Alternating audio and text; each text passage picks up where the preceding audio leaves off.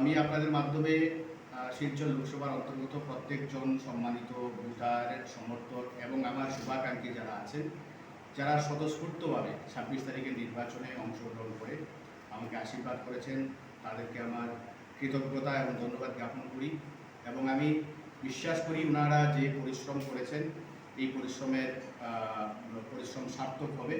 এবং আমি আজকের দিনেও আপনাদের মাধ্যমে বলছি, ওনারা যে বিশ্বাস ভরসা আমার উপরে রেখেছেন, আগামী দিনে আমি আমার যে কোনো মূল্যে হোক মানুষের পাশে দাঁড়িয়ে মানুষের সেবা করে যাব।